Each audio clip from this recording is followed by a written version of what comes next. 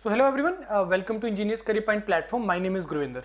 सो आज का जो मेरा वीडियो है वो एसएससी जेई 2024 एग्जाम से रिलेटेड है, जिसका नोटिफिकेशन एक्सपेक्टेड है फरवरी मार्च के अंदर। कैलेंडर रिलीज किया था एसएससी ने कुछ देर पहले, और आपका जो प्रीलिम्स है उसका एक्सपेक्टेड है जून जुलाई के अंदर। अब क्वेश्चन मार्क ये आता है जिसको देख के बहुत बच्चा ये डिसाइड करता है कि उसको तैयारी करनी चाहिए कि नहीं करनी चाहिए। स्पेशली इस रीजन का स्टूडेंट जो बिलोंग करता है पंजाब, हरियाणा, हिमाचल और आपका जम्मू एंड कश्मीर और चंडीगढ़ रीजन से। मतलब अगर मैं हरियाणा का भी एक साइड पे रख दूं, हरियाणा में भी तब भी काफी हद तक बच्चा इंटरेस्टेड होता है एसएससी जेई का एग्जाम लिखने के लिए, लेकिन जम्मू एंड कश्मीर का बच्चा बहुत लीस्ट इंटरेस्टेड है एसएससी जेई एग्जाम के लिए, पंजाब का बच्चा बहुत लीस्ट इंटरेस्टेड है। लेकिन अब मैं आपको कुछ चीजें ऐसे बताने वाला हूं, ऑल्दो कि मैंने पहले भी वीडियोस में ये चीज आपको शेयर किया है कि आपको सभी को एग्जाम्स एसएससी जेई को टारगेट करना चाहिए, क्योंकि बहुत अच्छा एग्जाम है। और सबसे अच्छी बात है कि ये हर साल आता है, हर साल आता है, तो आपके दिमाग में एक टारगेट रहेगा कि मेरे को एक एग्जाम है जो हर साल आता है और मेरे को उसकी तैयारी करनी है। अल्टीमेट गोल चाहे आपका कुछ भी हो, चाहे आपका स्टेट का जेई या एई जो भी हो आपका टारगेट, वो चीज तो रहेगा ही रहेगा। उसके बाद क्वेश्चन मार्क जो मैं आपको बता रहा हूं कि जिसको देख के बच्चा डिसाइड करता है कि सर नंबर ऑफ वैकेंसीज कितनी आएंगी, वो एक फैक्टर होता है, स्टूडेंट डिसाइड करता है। ऑल्दो कि मेरी तरफ से तो ये एक सिंपल सा फैक्टर है कि आपको एक ही सीट चाहिए, चाहे वो आपके लिए 10 का वैकेंसी आया, चाहे वो 100 का आया, चाहे वो 1000 का आया। नो डाउट कि जितना नंबर ऑफ सीट ज्यादा रहेगा उसमें प्रोबेबिलिटी ज्यादा हो जाती है, लेकिन अगर आपका प्रिपरेशन लेवल अच्छा है तो चाहे वो एक सीट क्यों ना हो और एक ही पर्सन आप वो सिलेक्ट हो सकते हैं और आपको तैयारी करते रहना चाहिए, राइट। उसके बाद अब पॉइंट आ रहा है कि भाई सर नंबर ऑफ वैकेंसीज कितना रहेगा एसएससी जेई 2024 के अंदर। मैं आपको थोड़ा सा कुछ चीज़ों को मैं बताता हूँ कि किस बेस पे मैं ये आपको फिगर देने वाला हूँ कि कितना रहेगा, एक्सपेक्टेड कितना का है। जैसे मैंने आपको फिगर दिया था लास्ट टाइम आरआरबी जेई का, जिसका नोटिफिकेशन मेरे को लगता है कि जनवरी के पहले या दूसरे हफ्ते के अंदर आ जाना चाहिए।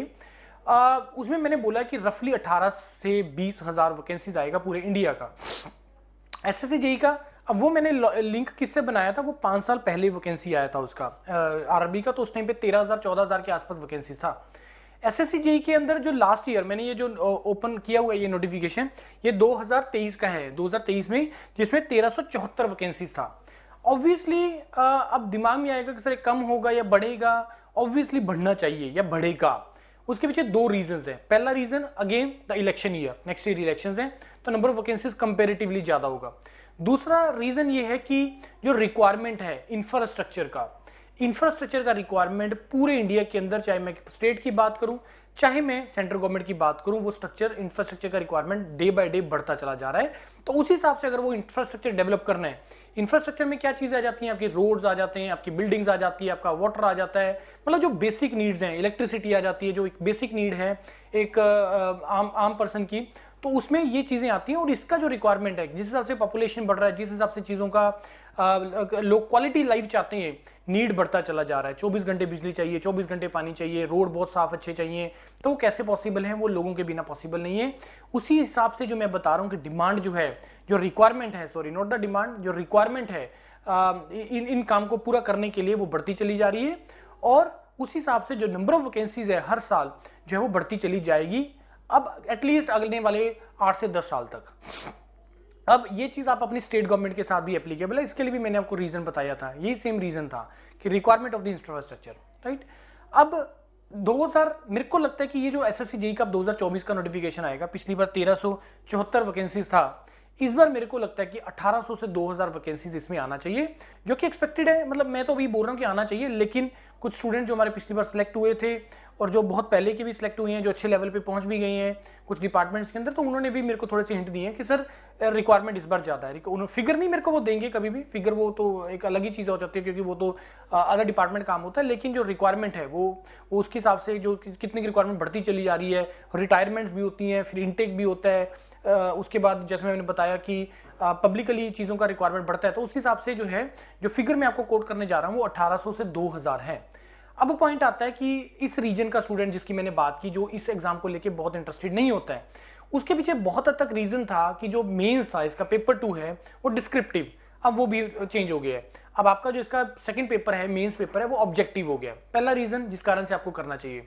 दूसरा, क्यों नहीं इस रीजन का स्टूडेंट लिखता है कि सर पता नहीं कहाँ पे मेरा पोस्टिंग आ जाएगा पूरे इंडिया के अंदर। बच्चे वो तो बहुत बात की जाते हैं यार, बहुत बात की चीजें हैं, उसको तो बाद में डिसाइड करना होता है कि आपको कहाँ पे मिल रहा है पोस्टिंग, वो बाद में डिसाइड कर लेंगे। लेकिन एटलीस्ट आपकी बेल्ट के अंदर एक चीज ऐसी आ जाएगी यस, मेरे रिज्यूमे के ऊपर आप लिखोगे कि मेरा एसएससी जेईई क्वालिफाइड था 23, 24, 25, ज्वाइन करना ना करना वो एक अलग मैटर है, वो आपका डिसीजन है, वो फाइनल कॉल आपका है।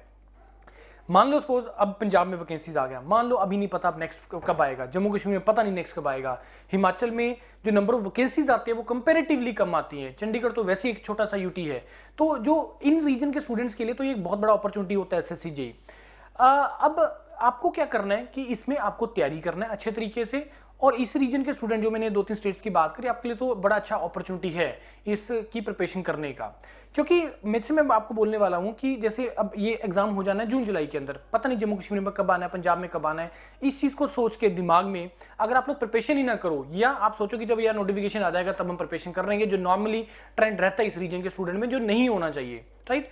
तो अब मान लो आपने इसको भर दिया, आपने तैयारी करना स्टार्ट कर दिया एसएससी जेईई का, और इमीडिएटली उसके 2-3 महीने के बाद या उसके साथ ही नोटिफिकेशन आ गया और उसके 2-3 महीने बाद आपका एग्जाम हो गया, तो you are fully prepared for that. आपका प्रिपरेशन है ऑलरेडी, आपको बस चीज़ों को रिवाइज करना है, और जो स्टेट वाली चीज़ें हैं पंजाब जी के या हरियाणा जी के, सिर्फ उन्हीं चीज़ों को कवर करना है जो एसएससी जेईई में नहीं आता है। आपको हिंदी कवर करनी है, हरियाणा के लिए हिंदी कवर करनी है, मतलब वो चीज़ें वो नहीं है। अदरवाइज आप 70 to 80% फुली प्रिपेयर्ड रहते हो एसएससी जेईई की प्रिपरेशन करने से, राइट।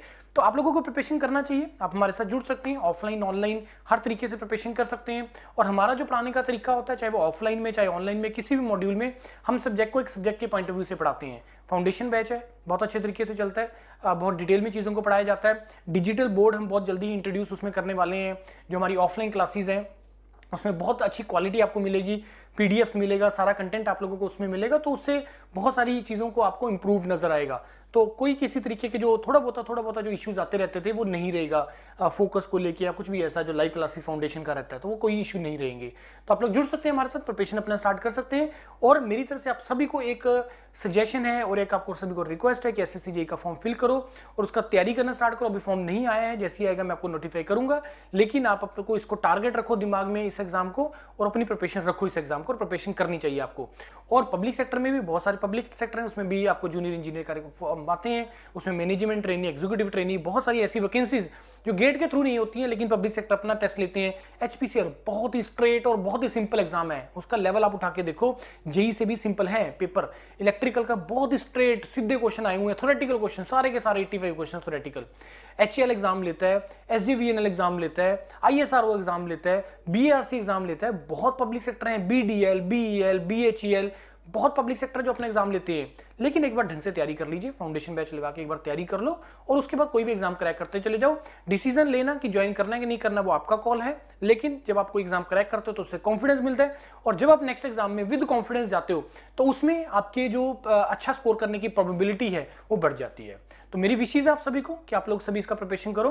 आप हमारे साथ प्रिपरेशन कर सकते हैं, और किसी को कोई डाउट है मेरे को कॉल कर सकते हैं, और डिस्क्रिप्शन में गूगल फॉर्म है उसको फिल करके आप एग्जीक्यूटिव से भी अपना डिस्कशन कर सकते हैं। Right everyone, thank you and all the best.